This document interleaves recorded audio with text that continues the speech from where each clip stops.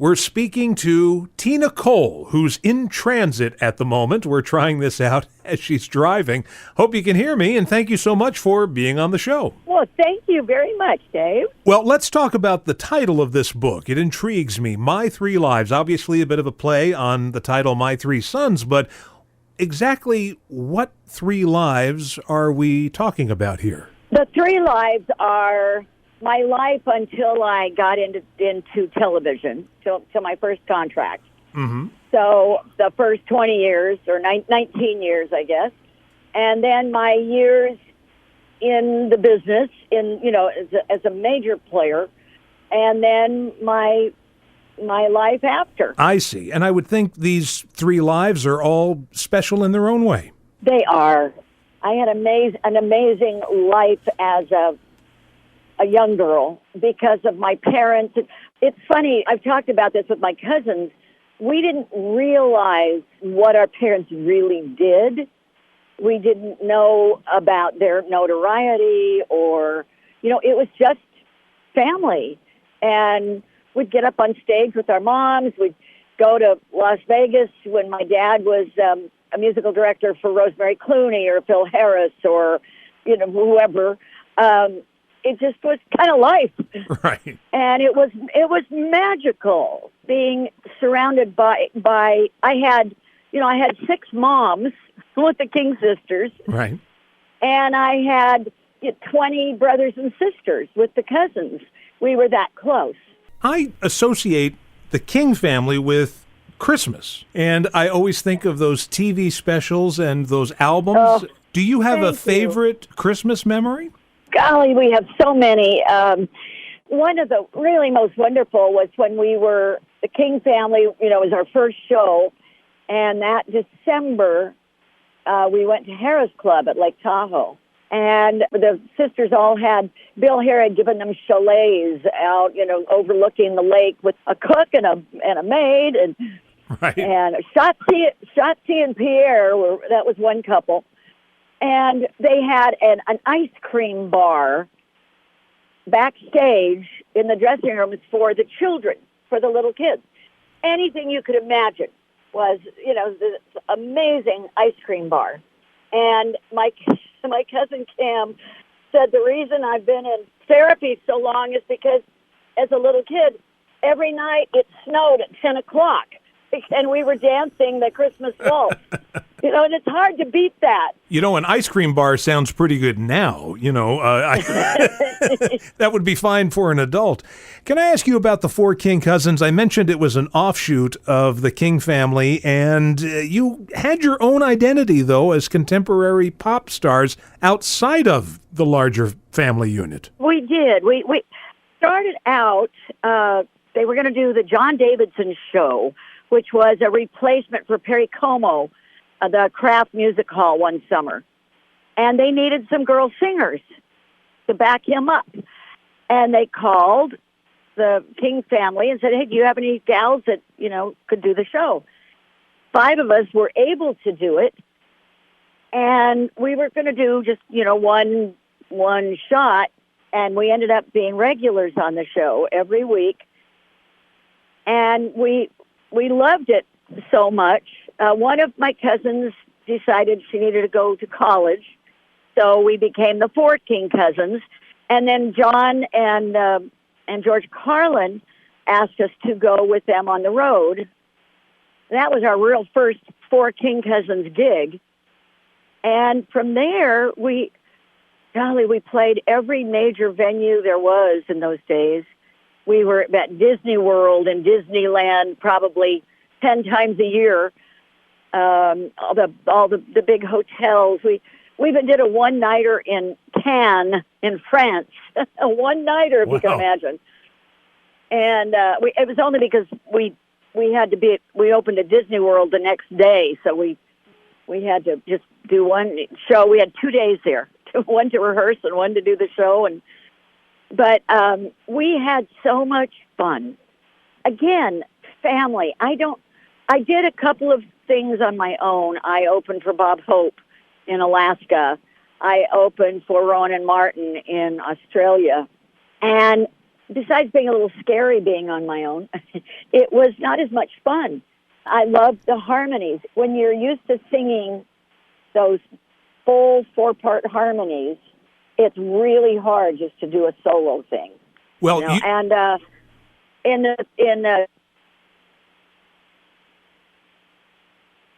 oh, did I lose you? Okay, well, I'll tell you what we're going to do. We're going to hear the Four King Cousins singing Happy Heart, and then we will reconnect with Tina Cole. Stay tuned. We're back talking with Tina Cole today on the Vintage Rock and Pop Shop. You mentioned that tour the Four King Cousins did with John Davidson and George Carlin. I hope that George Carlin behaved himself, because he had that reputation for being on the edge. When we did the John Davidson show, it was George Carlin, Richie Pryor, Flip Wilson, and they were all clean as a whistle. And in fact, we all got along so well. We had parties many weekends. Just we had game nights. One time we did a scavenger hunt all over Hollywood, all over Los Angeles. It was really fun. Ken and Mitzi Welch, and Bob Banner, who went on to do Carol Burnett, were out of New York, and they were big game players. So it was a great way to be introduced to that part of the business, for the cousins. Because we were, what was I? I was the oldest. I was 22. It was really wonderful. We did every major television show, the variety shows. We were even, several shows. We did the Johnny Carson, what was it called? Johnny Carson? Something Arts Players. Oh, Mighty Carson Arts Players. Mighty Carson Arts Players. We actually got to do several of those shows. We were semi-regulars on the Jonathan Winters show, and got to do skits with John Wayne and people like that. With biggest thrill of my life was working with Ray Charles. Just adored him. And I tell you, I think it's a great story. We were doing an Operation Entertainment. I think we were at Point Magoo or somewhere in California. It was like a USO show, but local basis. Mm-hmm. And this was during Vietnam. And Ray Charles, Don Rickles was hosting, and Ray Charles was on the bill. And they told us that when they were driving him in to the base, we were on stage on the tarmac, so the speakers were on, and we were singing. And he said, "Oh, I didn't know the King sisters were going to be here." Oh. And what a compliment that was for us. I may not always love you. I wanted to play that version of God Only Knows because you were ahead of the curve playing that song. It has since become a standard. It wasn't at the time that you cut it. It's such a beautiful version of that song. Thank you. So when the King Cousins got back together for about 5 years, mm-hmm. So 2013 for 5 years, and we stopped because one of my cousins just didn't want to work anymore, which I certainly understand. But we did God Only Knows in our live show, and we had a video going with our moms and with the sisters and family as we were singing God Only Knows. And I had a friend who was just snapping pictures of every number. She showed me the roll of film, or on just going through the film on her phone after the show, and she said, "Tina, look at this. Every single number was clear as a bell.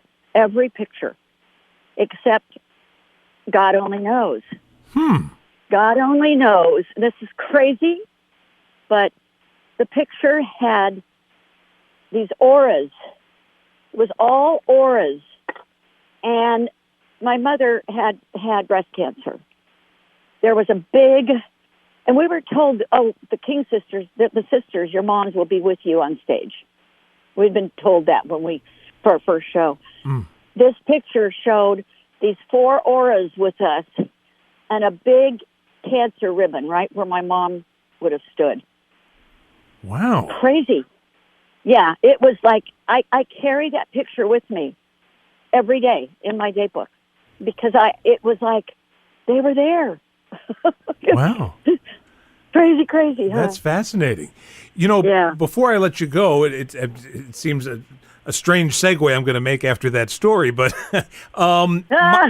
my 3 sons, I couldn't let you go without talking about that and your experience working on a program. You know, you're coming into a situation where it was already a show that had been on for quite some time, but you were obviously accepted and became, you know, one of the regulars. Yeah. When I auditioned for the show, I didn't know that they were even looking for someone because I was busy doing the King family. And the producer, Ed Hartman, called me and said, "Why haven't we seen you?" And I said, "Well, what for?" And he said, "We're looking for an actress to play the wife of the oldest son, of Robbie." And he said, "Please come in." Fred DeCordova, who went on to produce Johnny Carson, was our director at the time, and he interviewed me. Usually an interview is maybe 5 minutes at the longest. I was with him for 45 minutes. Oh. And what he was impressing on me, I didn't realize they had already picked me. I didn't know that at the time. But he needed to impress upon me that exactly what you said. You're coming into an established show. We don't know that the audience is going to like this. Right. You have to be sweet but not syrupy. You have to be feisty but not bitchy. You've got to endear the audience. You know, he talked to me forever. Then I went in and talked to Ed Hartman, the producer, for another 20 minutes. And then they took me into a room, and there was Fred McMurray and his wife, June. They all had to make sure that I was a good fit. And Right. the boys were wonderful. The only thing is that Don Grady didn't really, I heard he almost quit because he didn't think I was right for the part. He was looking for more of a Ronnie Troop, who ended up on the show as Chip's wife. Kind of a surfer girl look. Right. And here I am, this round, bouncy thing. But eventually, after a couple of years working together, and we were both single, and we fell in love for real.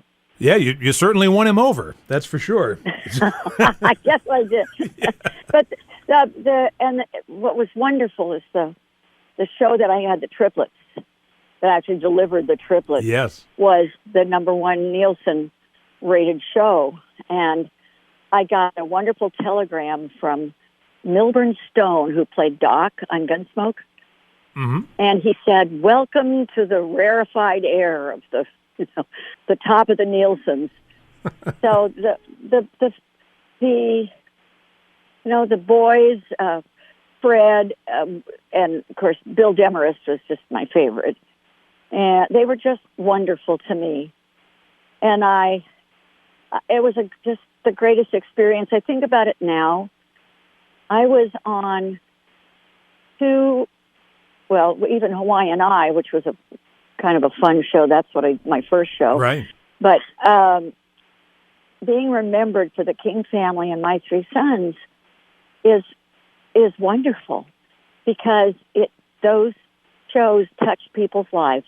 Where can people go to get more of these stories and to find out more about your career? Where can they go to get the book, My 3 Lives? If anybody wants an autographed copy, they would go to my Facebook page, to the store, and buy it there. Amazon is a faster delivery and no autograph. So you've got choices. You could also go to Bear Manor, which is the publishing house, and buy it there. I don't know that it's in stores yet, but there's a hard copy, hardcover and a soft cover. There will be an ebook, and I'm in the middle of doing the Audible. Oh, okay. So I will be telling the stories. Fantastic. Well, I want to thank you so much for joining us today, especially as you were driving around on your way to church, and there's a parade or something going on that's preventing you and all of this stuff. The marathon. Oh, yeah, marathon. A marathon. It's this huge marathon, and one gal was coming with me, and she said, "I can't get across the street, so I've got to pass." They block everything off. So, yeah. So thank you for the indulgence of the car and the beeping and That was okay. and then losing the call. We just spoke to Tina Cole on the run, ladies and gentlemen. So thank you so much. You have a great rest of your day. Okay, thank you so much.